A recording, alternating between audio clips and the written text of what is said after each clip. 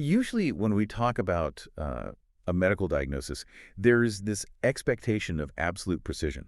Like you fall, you break your arm, the x-ray shows that jagged white line, and the doctor just points at it. Yeah, broken or not broken. Right. It is a clean, undeniable fact. But when we start talking about our mental picture of the divine, suddenly that x-ray machine seems broken. We are looking at a theological landscape that is honestly just murky for a lot of people. Oh, it is incredibly murky. People have all these vague, undefined notions floating around in their heads. Yeah, they really do. And that is why we are here today. Welcome to Reformed Thinking. Today we are taking a deep dive into some massive source material. Specifically, we are looking at excerpts from Millard J. Erickson's Christian Theology, focusing on the greatness of God. Which is a huge topic. It is huge. Our mission is to clarify and sharpen your mental picture of the divine. Because the truth is, our mental image of God gets distorted so easily. J.B. Phillips wrote about this quite a bit. We see two very popular but incredibly flawed views floating around out there in the culture right now. Right. The first is what we might call the celestial police officer. Oh, man, I think we all know that one. Oh, absolutely. Oh. This is the idea of a deity sitting up in the clouds with a radar gun, just waiting to pounce the second you make a mistake. There is actually an old country song that goes, God's going to get shot for that. Oh, really? Yeah, it paints this picture of a hyper-vigilant, malevolent force. Like, the celestial police officer does not care about you personally. He only cares if you are breaking the speed limit of his cosmic laws. Which is a terrifying way to live. It is. Then on the flip side, we have the grandfatherly figure. This is the cosmic Santa Claus, whose only goal is human indulgence. He's a kindly old gentleman who would never want to ruin your fun. He looks down at our mistakes and just says, oh, boys will be boys. Right. He just winks at it. Yeah. Both of these views are incredibly pervasive, and both are completely wrong. Yeah, it is so easy to fall into one of those two ditches. You are either terrified of the celestial police officer, Right. which leads to a faith based entirely on anxiety and rule-keeping, or you treat the grandfatherly God like a cosmic vending machine, which leads to a faith based entirely on entitlement. Yes, exactly. I mean, precisely. Today's discussion is designed to break down the actual attributes of God's greatness so we can move past those hazy, undefined ideas. J.B. Phillips called that hazy idea the oblong blur. The oblong blur. I like that. Yeah, it is this unfocused, general feeling of belief in the great whatever. We want to give you sharp biblical definitions today, but here's a vital distinction. We aren't going to treat theology like a cold, speculative autopsy. I'm glad you mentioned that. I think a lot of people hear the word theology and they picture, like, dusty books and guys in tweed jackets arguing over how many angels can dance on the head of a pin. Which is a tragic misunderstanding of what theology is supposed to be. Yeah. We aren't just laying out facts on a slab to dissect them. The goal of understanding God's nature is to cultivate a more accurate, living relationship with Him. We are looking at the objective characteristics of His nature, but without slipping into a sterile academic exercise. Right, because if it doesn't matter on a Tuesday, what is the point? Spot on. If your theology does not change how you pray on a Tuesday morning or how you handle a crisis on a Thursday afternoon, it is useless. Okay, well, let's start defining our terms then. If we want to move away from those flawed mental pictures of police officers and grandfathers, we have to shift our focus to how we actually define what God is versus what He does. Right. That is a huge distinction. Erickson makes a very sharp distinction here between the acts of God and the attributes of God. We really have to separate God's actions from His attributes. His actions are things like creating the universe, guiding human history, or preserving life. His attributes are His permanent intrinsic qualities. They constitute what He is in His very essence. So they aren't roles He plays. Right. They aren't roles like creator or sustainer. A man can be a father, a lawyer, and a football coach. Those are roles he plays. But His attributes are His inherent character. For God, these attributes are the essential characteristics of His nature. And here's where it gets fascinating. These attributes aren't pieces of God glued together. What do you mean by pieces glued together, like a pie chart? Yes, that is a great way to put it. People often think of God as a pie chart where 30% is love, 20% is holiness, and 50% is might. Right, like a video game character with different stats. Exactly. I mean, yes, that is how people think. But God doesn't have parts. God actually is His love. He is His holiness. He is His might. These aren't just human ideas or conceptions that we project onto Him. They are objective realities. When we say God has attributes, we mean those qualities are inseparable from His essence. I usually think about it using the analogy of water. You can't separate the wetness from the water itself. It isn't an add-on feature. No, it is just what water is. Right. Wetness is an intrinsic reality of water. In the same way, God's attributes are inseparable from his essence. Yeah. You can't extract the love from God and leave the rest behind. The wetness analogy works up to a certain point for sure. But we have to remember that water is still made of composite parts, hydrogen and oxygen. Right. Fair enough. God is simple in the theological sense of the word. He is not compounded of different elements. His love is his holiness, and his holiness is his might. They are different angles of looking at the exact same unified reality. That is heavy. It is. But this whole discussion brings up the concept of incomprehensibility, which sounds like a very intimidating word for the listener to tackle right out of the gate. It sounds like a word that means, well, we can't understand any of this, so why bother? Right, but that isn't what theologians mean when they talk about the incomprehensibility of God. They don't mean God is a total mystery or that there is some unknown dark essence hiding behind his attributes. Okay, so what does it mean? What it means is that while we can know him accurately through the revelation he has provided, we can't know him exhaustively. So we know truly, but not fully. Precisely. Think about standing on the beach and looking at the Pacific Ocean. You can honestly say, I see the ocean, I know what the ocean is. You are looking at a true reality. You aren't seeing all of it. Right. You can't see the Mariana Trench, you can't see the coast of Japan, and you don't know the exact number of fish swimming in it. You know the ocean truly, but your finite vision cannot grasp its infinite scope. There will always be an element of mystery because a finite human mind cannot comprehensively grasp an infinite being. So we have this infinite being, and humans, being finite, have naturally tried to organize our understanding of him into categories. Because we like putting things in boxes. We love boxes. Yeah. The source material outlines a few classification systems for these attributes. I want to walk through these not just to list them like a textbook, but to understand why these categories actually matter to the listener's daily faith. Sounds good. Let's start with communicable versus incommunicable attributes. What are we looking at there? Well, theologians love categories because they help us put fences around mysteries. The first major system divides attributes into communicable and incommunicable. Communicable attributes are qualities where we can find at least a partial counterpart in humanity. Like what? Love is a great example. God's love is infinite, perfect, and uncaused. But humans are capable of a finite, flawed version of love. We can communicate or share in that attribute to a tiny degree. Okay.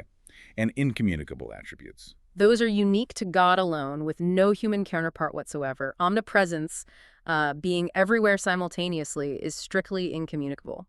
No matter how fast our jets or rockets are, a human being cannot be in two places at once. We are bound by space. God is not. You will never, ever share in the attribute of omnipresence. Okay, that makes sense. The second pairing Erickson mentions is immanent and eminent, which he says are sometimes called intransitive and transitive. Why do we need that category? It helps us understand the direction of God's nature. Immanent qualities remain entirely within God's own nature. His spirituality is immanent. It describes his internal makeup. And eminent? Eminent qualities go out from God and operate outside his nature, affecting the creation. Mercy is a perfect example of an eminent quality. Oh, because mercy requires an object. Like, you can't show mercy in a vacuum. You need someone who is guilty or suffering to actually receive the mercy. Yes. If God never created the universe, he would still be spiritual, but he wouldn't be demonstrating mercy because there would be no one to be merciful to. Which flows right into the third system. Yeah. Absolute versus relative qualities. Yeah. This one seems, I don't know, a bit more philosophical. It is a bit more abstract. Absolute attributes are those God possesses in himself, completely independent of creation. Infinity is an absolute attribute. He is infinite whether we exist or not. Okay. Relative attributes are those manifested specifically through his relationship to creation. Eternity and omnipresence are relative attributes because they describe how his unlimited absolute nature interacts with the finite realities of time and space that he created. That leads us to the final classification, which is the one Erickson actually uses to structure his massive theological work. Natural and moral attributes, or as he simplifies it, greatness and goodness. We are focusing purely on greatness today. But before we get into these specific attributes of greatness, I have a massive problem with this whole endeavor. Oh, lay it on me. How do we guard against the human tendency to just project our own best traits onto the divine? Like, If I am a patient person, I imagine God is super patient. Hmm. If I value justice, I imagine God is a great judge. How do we stop assuming God is just a magnified, slightly better version of ourselves? That is a very real issue. Right. Feuerbach, the philosopher, argued that all theology is just anthropology. We just take humanity, multiply it by infinity, and call it God. That is the perennial challenge of all theology. We inevitably filter everything through our own mental framework.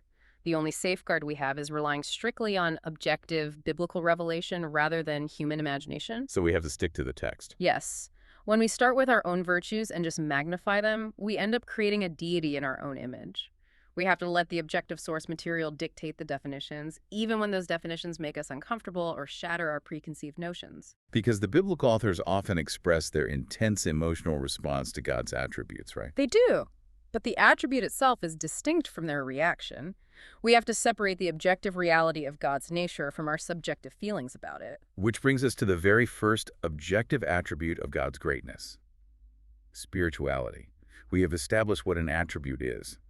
Now we ask the most basic question possible: what is God made of? It is a great question. And the answer, according to texts like John 4.24, is that God is spirit.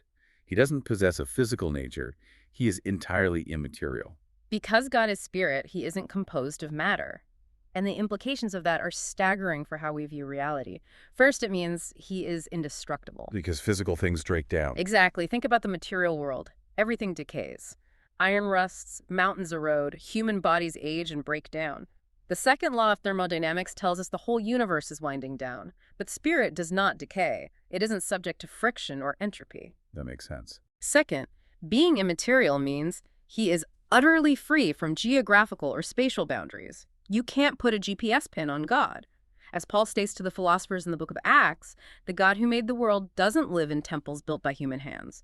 He can't be contained in a box, a specific church building, or a holy city. Now, this concept of an immaterial God gets pushed back against by several different groups, and the source text highlights a few of them. It's fascinating because humans seem desperate to give God a body. Let's look at Mormonism first. They assert something very different about God the Father, right? They do. Mormonism teaches that God the Father actually possesses a physical body of flesh and bone, as tangible as man's. Wait, a literal physical body? Yes. They believe the Holy Spirit is a personage of spirit, but the Father has a physical form. They contend that an immaterial body cannot truly exist or interact with reality. This is a direct radical contradiction to the classical biblical teaching that God is spirit and fundamentally invisible. Then there is the concept of panentheism. I want to be careful here because it sounds almost identical to pantheism, but there's a distinct philosophical difference, isn't there? There is a big difference. Pantheism is the belief that everything is God. The tree is God, the rock is God, the coffee cup on your desk is a manifestation of the divine. Pantheism eliminates any distinction between the creator and the creation. Okay, so what is panentheism? Panentheism is the idea that God is in everything. It often takes the radical view that the physical universe functions as God's actual body. They view the cosmos as the physical extension of the divine. Wow. I can see why that appeals to modern environmentalists or New Age thinkers. Yeah. It makes the physical earth sacred in a very literal way. Like if the Amazon rainforest is part of God's actual body, then cutting down trees is a literal assault on the divine form. But it completely destroys the concept of God's independence from creation. It does. It makes God dependent on matter. If the universe is his body, what happens when a star explodes? Does God lose a finger? It compromises his indestructible nature. That is a wild image. Yeah.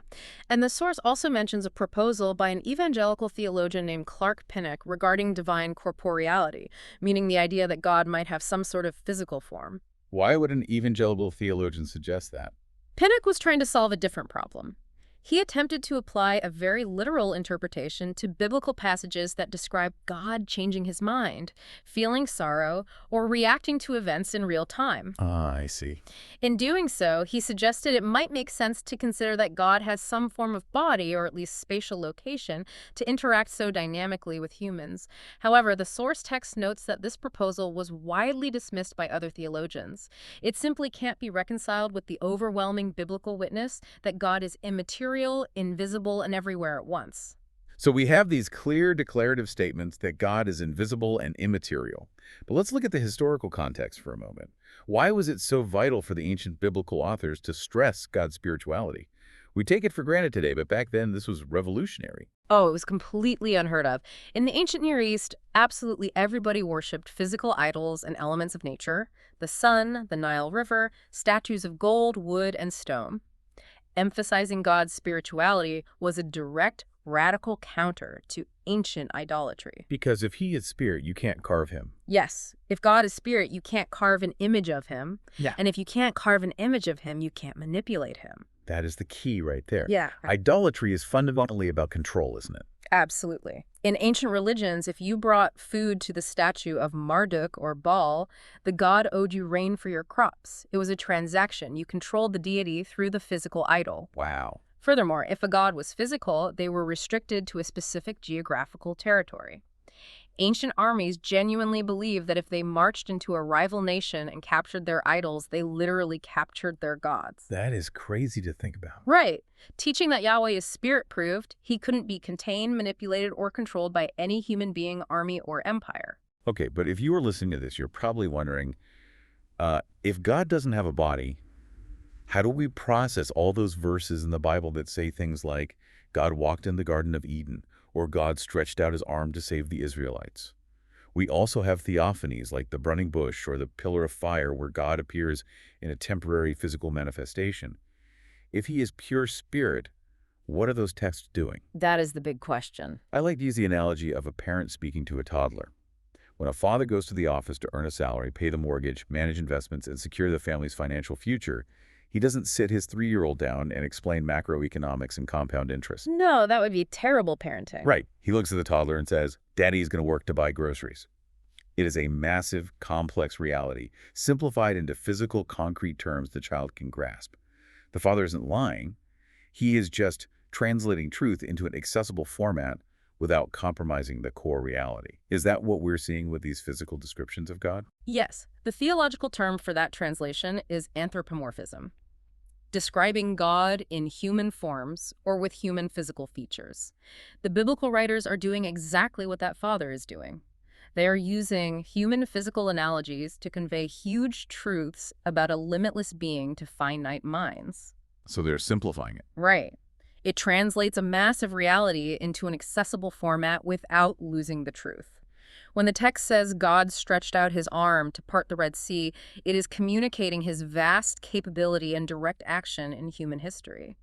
It isn't suggesting he has a literal humerus and radius bones swinging around in the clouds. But we have to be careful not to take the toddler translation as the full reality, right? Yes.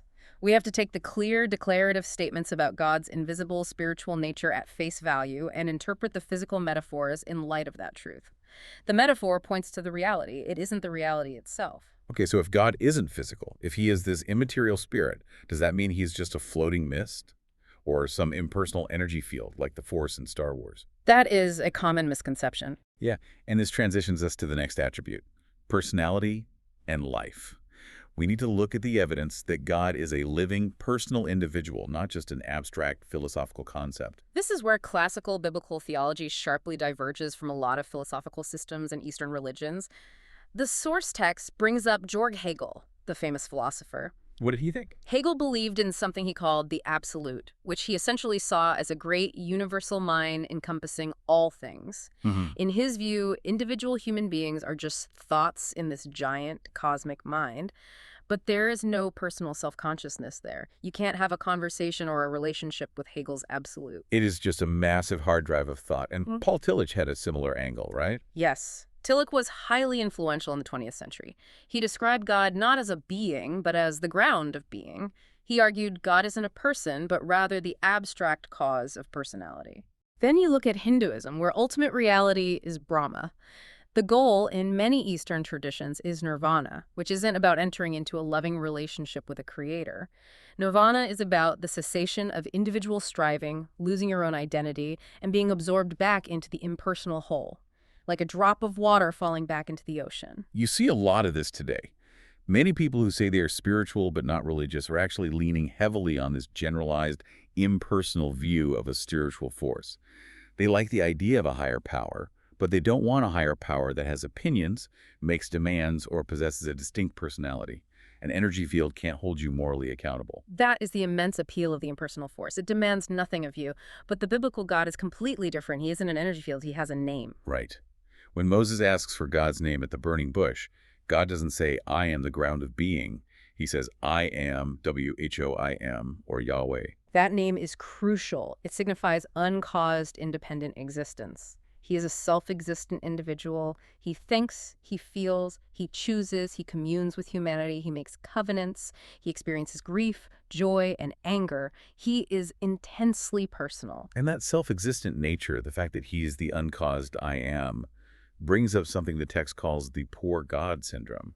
I find this fascinating because I think a lot of well-meaning modern Christians accidentally fall into this trap. Yeah. What is the poor God syndrome? The poor God syndrome is the false sentimental idea that God was lonely in eternity past, so he created humanity because he needed friends.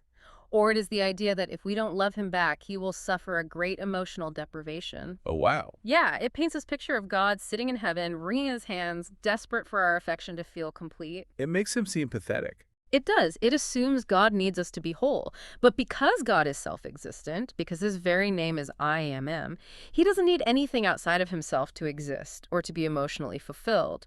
The Trinity, Father, Son, and Holy Spirit, has existed in a state of perfect, joyful, complete fellowship for all eternity. God didn't create the universe to cure his boredom or his loneliness. That is a stark contrast. Yes. All other creatures need nourishment, warmth, and protection. God needs nothing. Okay, but if he doesn't need us, why does he interact with us? Why go through the trouble of creating us, sustaining us, and redeeming us if he gets no necessary benefit from it? His interactions stem entirely from agape, which is the Greek word for unselfish, self-giving love. He relates to us by choice, not out of a deficit. He is an end in himself. He isn't a magical tool to fix human problems, and he isn't a lonely cosmic bachelor looking for a companion. So he just loves freely. Yes, we are to love him for who he is and his absolute perfection, not just for what he can do for us. I want to push back on this concept of God not needing us, because I can hear the listener thinking, well, doesn't that make the divine seem aloof? Doesn't that make him sound cold, distant, or indifferent? If he doesn't need me, why should I think he cares about me? That is a very natural human reaction. Let me offer an analogy to see if this helps bridge the gap. Imagine a highly successful, financially secure, emotionally whole couple. They are completely fulfilled in their marriage. They don't need a child to save their failing relationship, and they don't need a child to work on the farm to provide for them in their old age. Okay, I'm tracking. Yet, they choose to adopt a child anyway. They don't need the child to survive, but their choice to adopt is driven by an absolute overflow of affection. It makes the relationship entirely about grace rather than utility. The child isn't there to perform a job or fill a psychological void for the parents. The child is just there to be loved. Does that capture the essence of a self-existing God choosing to commune with humanity? That captures the essence beautifully, but I would actually take it a step further. Really? How so? The only place the adoption analogy breaks down is that human parents still get some emotional validation and joy from watching that child grow. They still receive a benefit. God gets zero required validation from us. His love is even more gratuitous than the adopting parents. Wow. If God needed you, then your relationship with him would be entirely transactional. You'd be a cosmic employee hired to fill a void in his life, and the moment you stop performing, he would fire you. Wow. If he needs me, it's transactional. That's a heavy thought. Exactly. But because he is completely self-sufficient, his love for you is entirely gratuitous. It is pure grace. He isn't aloof. He is infinitely affectionate, but that affection is a free gift, not a desperate requirement for his own survival. It means his love for you is the most secure thing in the universe because it isn't based on your performance or his lack. That completely flips the script on how we view our worth. Our worth isn't based on how useful we are to God. It's based on the fact that he freely chooses to love us. That is the heart of it. So what does this all mean for the scale of God? We have established he is a living personal spirit relating to us out of pure grace. Now we have to examine the sheer size of this reality, his infinity. And we're going to look at this in 3 dimensions: space, time, and knowledge. Let's start with space, which theologians call omnipresence. Right. Omnipresence means God is not localized. It isn't just that he is a really big being stretched out across the galaxy. It is that he is not confined by spatial coordinates at all. Because he made space. Yes. Finite objects take up space. which inherently prevents them from being somewhere else at the exact same time. If I am sitting in this chair, I cannot be sitting in a chair in London. God created space. Therefore, he transcends it, meaning he has complete unrestricted access to the entirety of creation simultaneously. The source text uses a brilliant, highly visual example from the Old Testament for this. Yeah. Elijah mocking the prophets of Baal on Mount Carmel. I love that story. Me too. The prophets of Baal are locked in this high-stakes theological showdown with Elijah to prove whose deity is real. They are dancing around the altar, cutting themselves with swords, screaming, begging their God to send down fire to consume the sacrifice. And nothing happens. And Elijah just starts ruthlessly taunting them. Oh, the trash talk is incredible. Elijah says, "Shout louder. Perhaps he is deep in thought, or busy, or traveling. Maybe he is sleeping and must be awakened." Elijah is mocking the sheer absurdity of a localized deity. Right, if Baal is traveling, he can't be there. Exactly. If Baal is off on a journey to a different city, he physically cannot be on Mount Carmel to hear the prayer. He's limited by geography. Yahweh does not have that limitation. He can manage countless, infinitely complex situations across the entire universe simultaneously without breaking a sweat. That hits on a massive psychological struggle humans have. We tend to think God only exists in sacred locations. We walk into a specific church building, the architecture is beautiful, the stained glass is shining, the music swells, and we feel this rush of emotion and think, oh, God is definitely in this room right now. We all do that. Yeah. Then it's Tuesday morning, we are stuck in bumper-to-bumper traffic, the kids are screaming in the backseat, we are late for work, and we feel like God is millions of miles away. We localize him based entirely on our psychological state and our surroundings. But omnipresence means he is just as fully actively present in the mundane traffic jam as he is in the grand cathedral. That is the comfort of omnipresence. Our emotional feelings of his presence fluctuate wildly based on our circumstances, our biology, and our stress levels. But the theological reality of his presence is completely constant. He isn't more present in a church than he is in a hospital room. Okay, let's move from space to time. God is infinite in time, which means he is the Alpha and the Omega, the beginning and the end. Right. And there is a fascinating, long-standing debate among theologians here. Is God strictly eternal, meaning he exists completely outside of time in one frozen, timeless present where past, present, and future are all happening at once for him? Yes. Or is he everlasting, meaning he exists endlessly within time, experiencing a succession of moments but without beginning or end? Where does the source text land on that debate? The text notes that while God is certainly not limited to time as we conceive it, he is clearly aware of the succession of events. He interacts with humans in real time. He knows what has happened, what is currently happening, and what will happen. So he isn't disconnected? No, but his willing and deliberating take no time. He doesn't have to sit down and formulate contingency plans when humanity throws a curveball. He doesn't need to take a few days to process new information. Trying to comprehend a mind that views time that way is dizzying for a human being. I like to propose the analogy of an author holding a finished novel. If you are a character inside the book, you experience the story page by page. You don't know what happens in chapter 10 until you finish chapter 9. You are bound by the timeline of the narrative. Right, you are stuck in the flow of the pages. But the author, holding the physical book, exists outside the timeline of the story. The author can look at the first page, the middle chapter, and the final paragraph simultaneously. The author comprehends the entire timeline of the book at a single glance. Is that a fair way for a finite mind to grasp God's infinity regarding time? It is a very helpful framework. God isn't bound by the chronological march of minutes, hours, and years. He comprehends the totality of history. The only thing I would add to the author analogy is that God isn't just reading the book. He is actively sustaining the existence of the pages while the characters make real choices. Oh, that makes it even more complex. It does.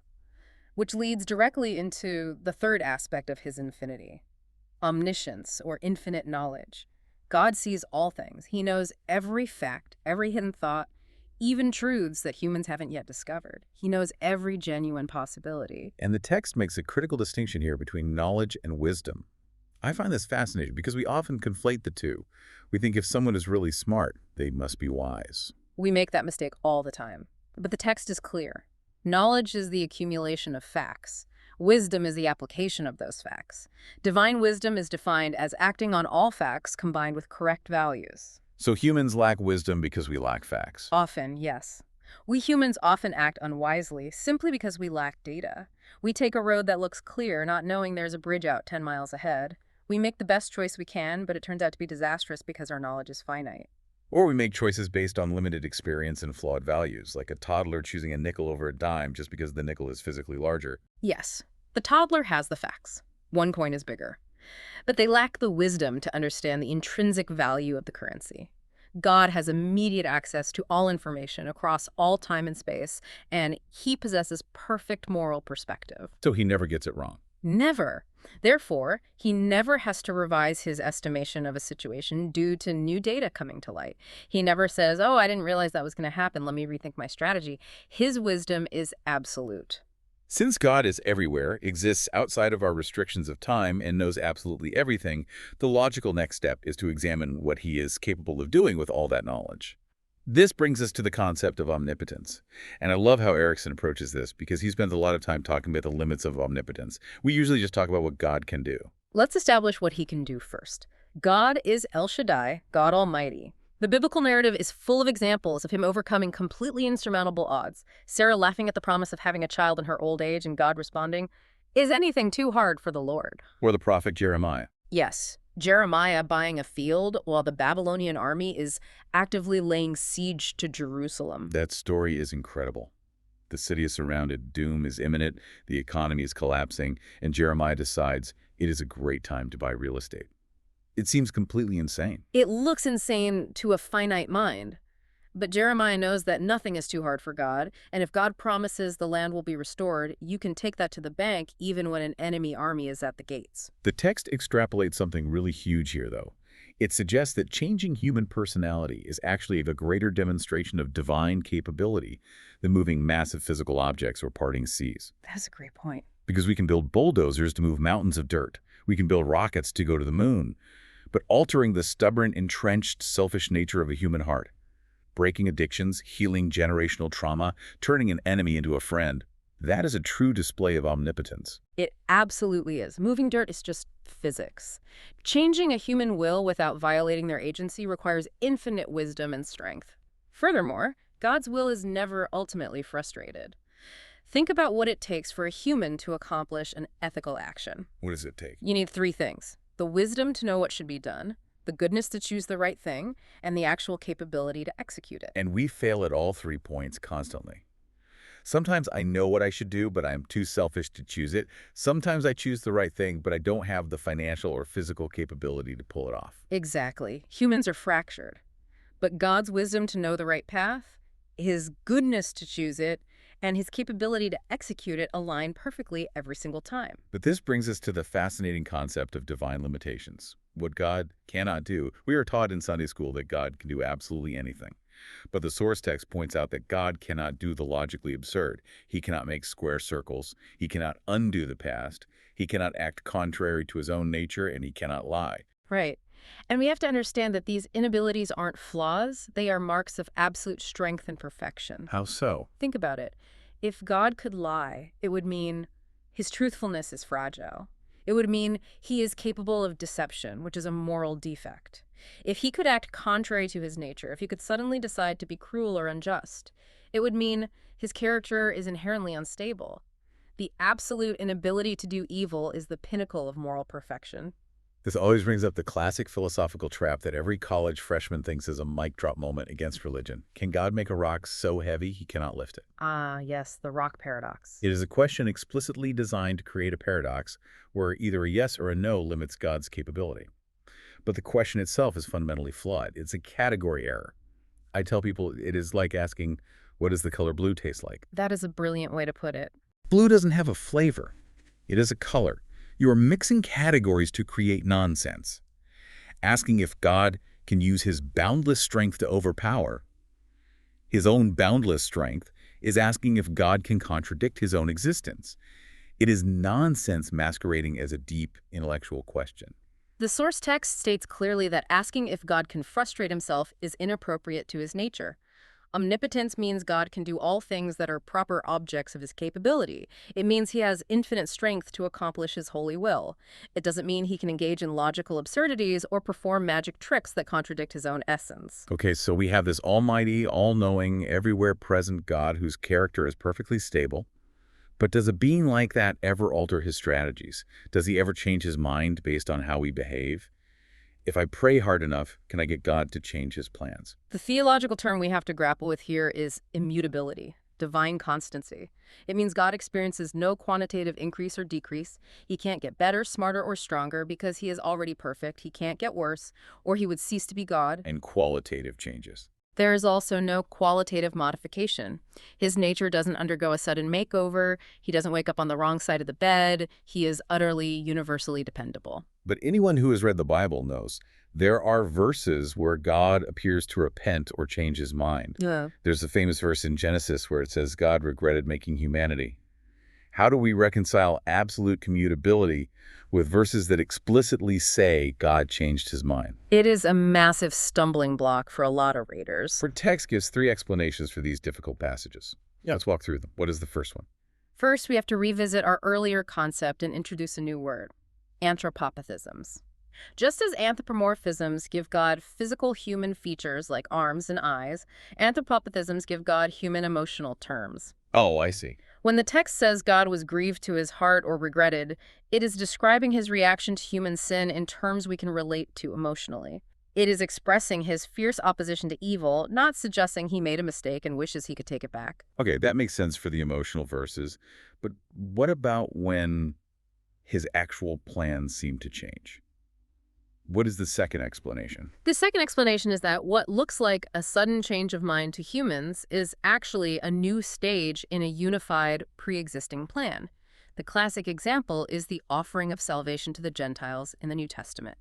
Because it used to just be Israel. Right. For centuries, God dealt almost exclusively with the nation of Israel. Then, suddenly, the doors are thrown open to the whole world. It looked like a massive, unexpected shift to the people living through it. They thought God had changed his mind. But reading the whole text, we see it was always part of the original design from the moment he called Abraham. It was a new chapter being opened, not a rewritten plot. I understand both of those, but they don't explain the story of Nineveh. In the book of Jonah, God explicitly says 40 more days and Nineveh will be overthrown. It is a definitive statement. Then the city repents, they put on sackcloth, and God doesn't destroy them. It looks like God changed his entire plan based entirely on what the city did. How do we square that with immutability? That brings us to the third explanation. A change in human orientation. Did God change his mind regarding Nineveh? No. God's standard, which is absolute judgment for unrepentant sin and absolute mercy for the repentant, remained totally constant. Nineveh simply moved from the category of unrepentant to repentant. They changed their location relative to God's standard. I think about this like a thermostat in a house. The setting on the thermostat represents God's constant, unchanging will.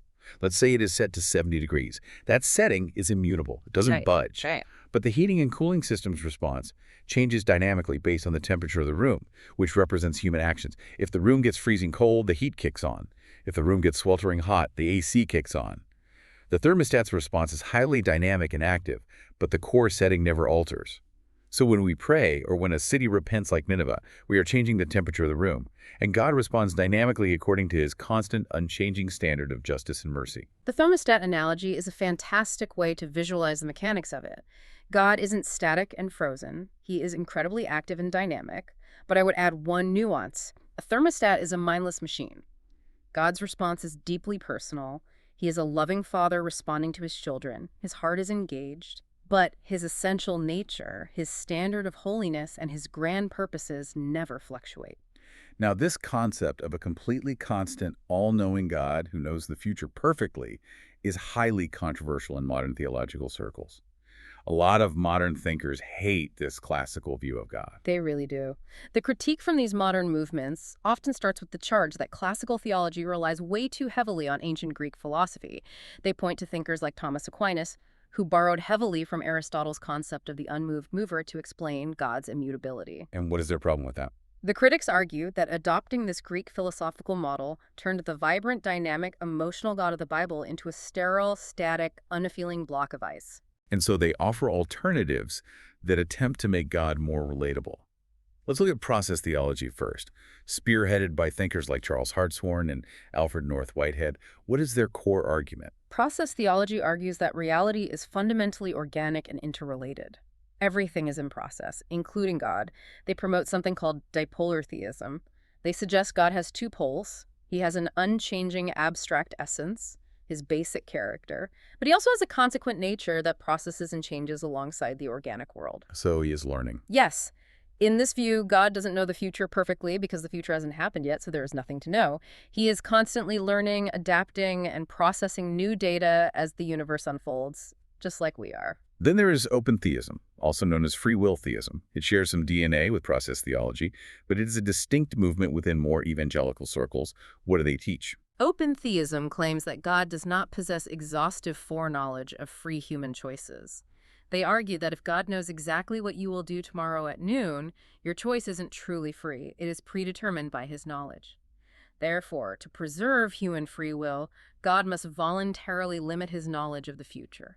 He must be genuinely affected by and learn from human actions as they occur in real time. The source text evaluates these views, and Erickson offers a pretty sharp, devastating critique of both of them. He does. Erickson notes that while these movements are correctly reacting against a sterile, static view of God, nobody wants to worship an unfeeling block of ice they completely overcorrect. How so?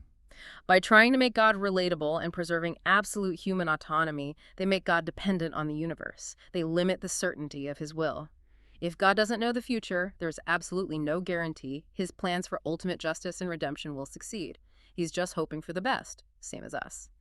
Furthermore, these views struggle immensely to explain detailed biblical prophecy. Right. I mean, if God doesn't know what free humans will choose to do, how could he possibly inspire prophecies predicting specific events, like the crucifixion, hundreds of years in advance? He couldn't. Open theists have to do intense theological gymnastics to explain prophecy. Erickson concludes that these models rest on an anthropocentric view, meaning they are entirely human-centered. They elevate human freedom and human emotional preferences over divine sovereignty and infinite knowledge. I want to play devil's advocate for open theism for a minute here, because I think I understand the emotional draw. I can see why it feels incredibly satisfying for a listener to think God is surprised or figuring it out alongside them. Oh, the emotional appeal is huge. Right. If I am going through a terrible hardship, a sudden job loss, a devastating medical diagnosis, it feels comforting to imagine God sitting on the couch next to me, putting his arm around me and saying, "Wow, I didn't see that coming either. I'm so sorry. Let's figure out how to fix this together." It makes God feel like a buddy who is in the trenches with you. But can you explain why this emotional satisfaction is actually a trap? Why might it lead to serious theological and practical despair when the listener faces genuine, earth-shattering tragedy? It might feel comforting for a brief moment to have a God who is just as shocked and surprised by a tragedy as you are. It removes the tension of asking, why did God allow this? But in the long run, it is utterly terrifying. Terrifying. Yes. If God didn't see the cancer diagnosis coming or the car accident coming, it means he is not completely in control of the universe. It means bad things happen that are entirely outside his scope of management. It means chaos is winning. He is just doing damage control. Exactly. True comfort doesn't come from a God who is learning alongside you and hoping for the best. True, lasting comfort comes from a God who holds the entirety of human history in his hands, who saw the tragedy before time even began, and who has the boundless wisdom, goodness, and omnipotent capability to redeem that tragedy for a greater ultimate good. A God who is surprised is a God who can fail. And a God who can fail cannot guarantee that all things will work together for good. That is a staggering reality check. Yeah. If he is just a well-meaning co-pilot trying to read the map in the dark with you, there is absolutely no guarantee you will land safely. You are essentially alone in the universe with a really strong friend who might not be able to save you. So as we bring all these massive concepts together, spirit, personality, life, infinity, omnipotence, and constancy, we are left with a mental picture of a being of sheer unimaginable scale and capability. We truly are. We have moved far past the oblong blur. The source text concludes by referencing the classic hymn, "How Great Thou Art." When you consider the rolling thunder, the stars, the vastness of the universe, you catch a tiny, fleeting glimpse of this greatness. I want to leave everyone listening with a reflection drawn from that concept, focusing on our own contingency. Think about how human life is entirely ruled by the word if. Everything is conditional for us. Exactly. I will have a good day if the traffic isn't bad. I will retire comfortably if the stock market holds up. I will see my friends tomorrow if we all wake up healthy. We are incredibly fragile, finite creatures driven by a million variables we cannot possibly control. We live our entire lives suspended on a web of ifs. It is exhausting when you really think about it. But contrast your fragile, if-driven life with the absolute, uncaused, I am reality of God, With God, there is no if. He doesn't depend on the stock market, the weather, or human choices to exist. He simply is. Now, take all of that, the infinite capability, the boundless knowledge, the stable, unchanging constancy, and remember that this specific being relates to you out of unselfish agape love. Not out of a desperate need for your company, but out of pure, gratuitous grace. If a being of that magnitude, the one who holds the stars in place and knows the end from the beginning, is extending grace to you, how does that shift the way you handle tomorrow's anxieties? It changes everything. It reframes the entire universe. Yeah. It means you don't have to live in terror of the celestial police officer waiting for you to slip up. And you don't have to settle for the weak, grandfatherly figure who just wants to pat your head while the world burns. You are known, completely understood, and deeply loved by the great I Am. Thank you for joining us for this deep dive. Keep asking hard questions, keep pursuing truth, and remember that when the X-ray machine of your theology feels murky, you have an objective, brilliant reality to rely on.